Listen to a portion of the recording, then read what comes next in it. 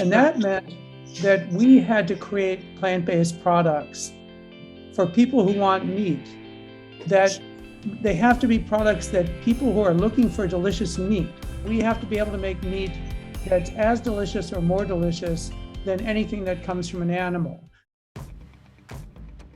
Meat or no meat? Is plant-based protein the most efficient solution to reduce carbon emission? In this episode of Green Front, we will speak to Patrick Brown, the founder of Impossible Foods.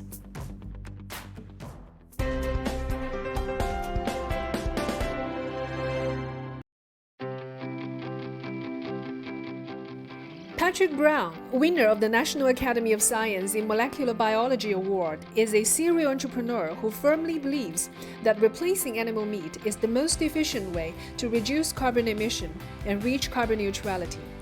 He started his company Impossible Foods in 2011, and the company has since then received fundings from the likes of Google, Bill Gates, and Li Ka-shing. The thing he boasts the most of his product is the taste compared to animal meat. His team resolved this taste issue through generating heme from plants instead of animal cells, which is the critical determinant of the flavor of meat.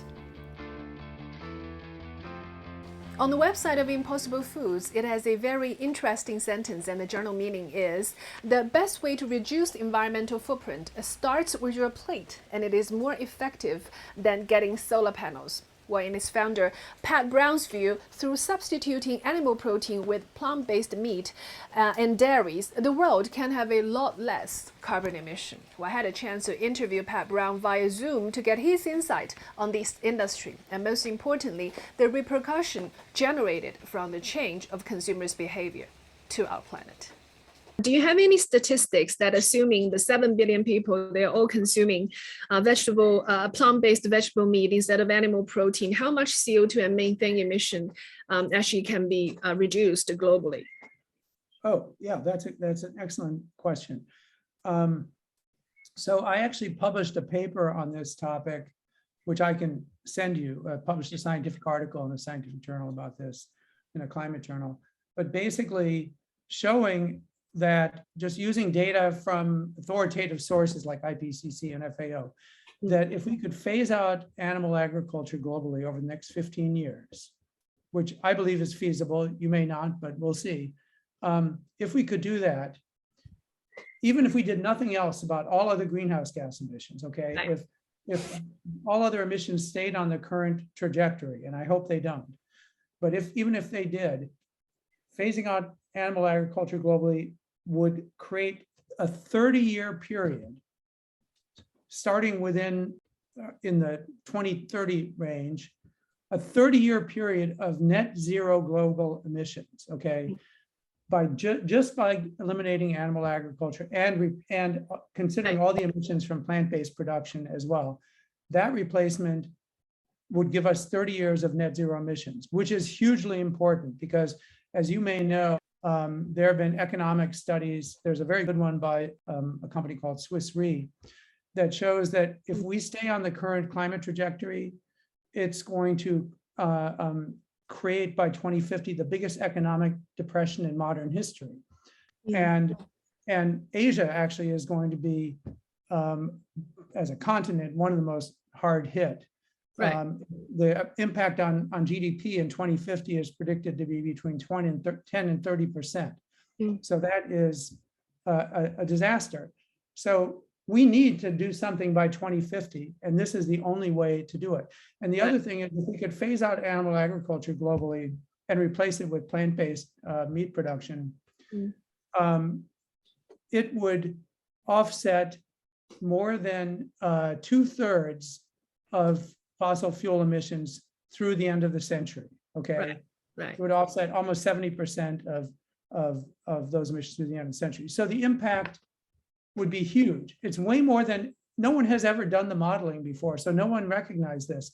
So can you please walk us through how big this addressable market can be globally in terms of vegetable meat or protein? Well, I mean, the global market is every human who consumes meat, okay? That's the target market.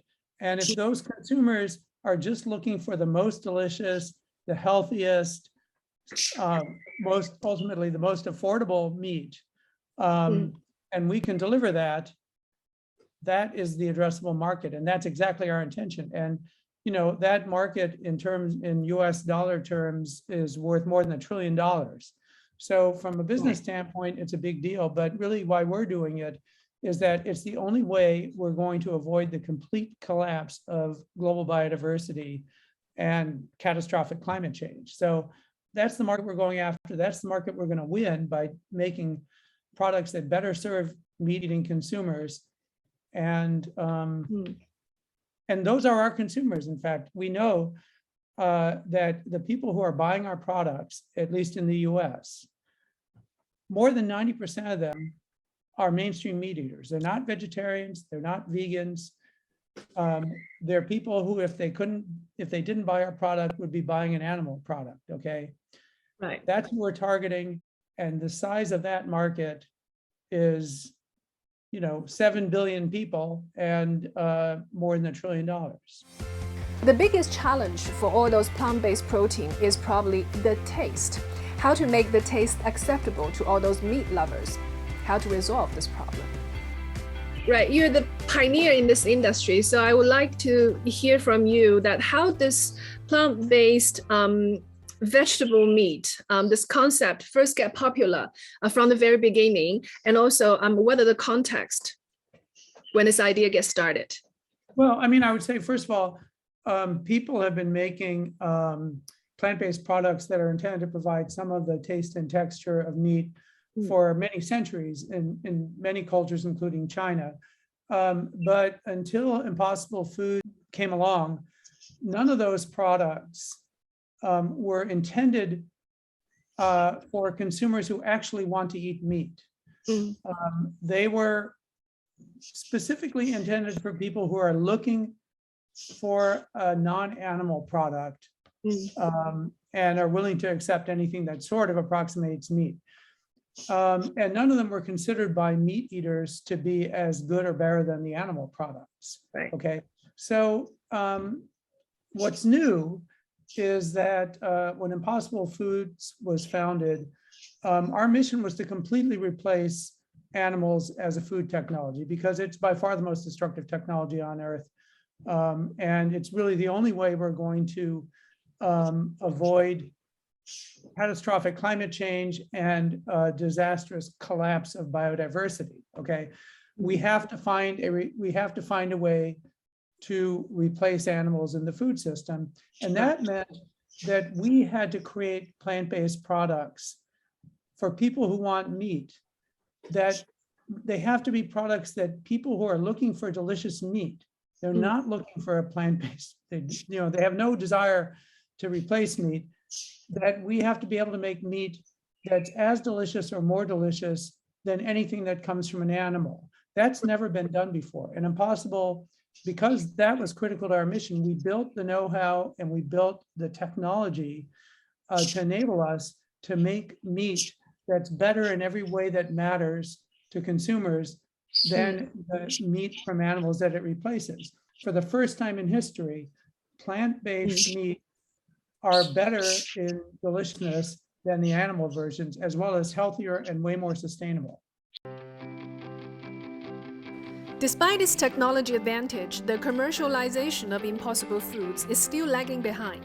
I asked Patrick Brown how come Impossible Foods is not in China yet, and he told me that they're actively planning for a China market and getting approvals needed. He also mentioned that if China can adopt plant-based meat, its reliance on feed imports can be largely reduced.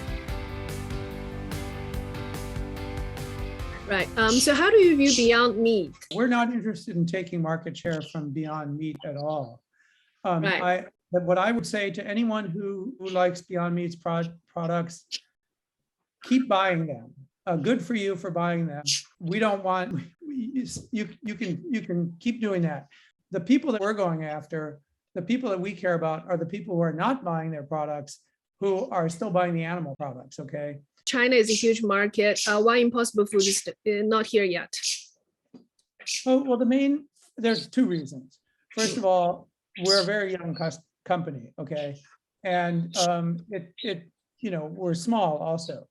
And it takes time and work to just scale even domestically as well as internationally. But we've been doing that.